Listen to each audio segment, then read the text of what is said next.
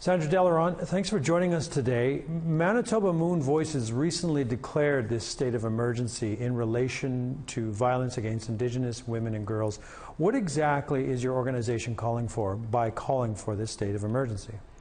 Well, it's really just an official call. Indigenous women and girls have been in a state of emergency for decades.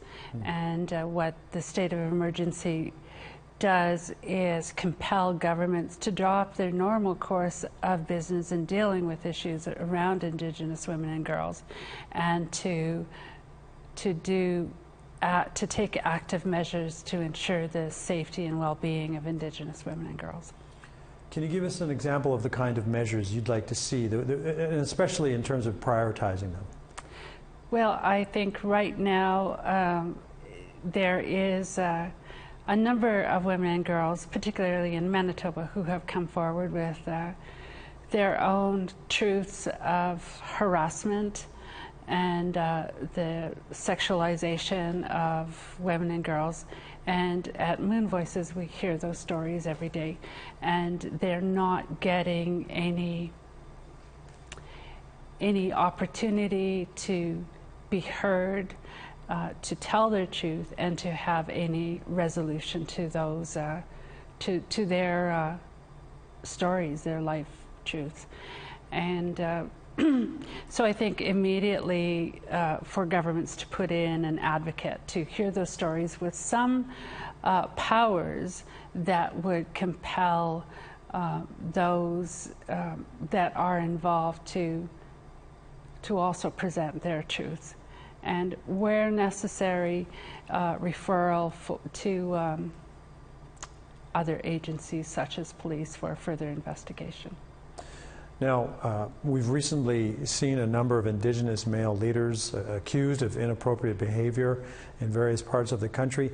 Is there something Indigenous men at large can do specifically to help ameliorate the situation, to promote greater safety for Indigenous women? Well, we've heard many Indigenous male leaders in general, talk about, throughout the national inquiry, talk about safety for Indigenous women and girls. So I think that, you know, and talk about stepping up and being warriors. So I think it's time that they did step up and be warriors, implement safe measures for women and girls to tell their stories, and to be able to provide supports to them in community to ensure their safety and well-being. And they can do that now. There are measures and processes in place that would be able to support that, but those in power, in leadership, need to be able to take that next step forward. We have about 30 seconds left, so I don't mean to squeeze in such a huge question, but there's often a distinction made between intervention, that is after the fact, and prevention. Can you speak to that prevention piece quickly about when it comes to the safety of Indigenous women? What can be done that isn't being done enough or at all?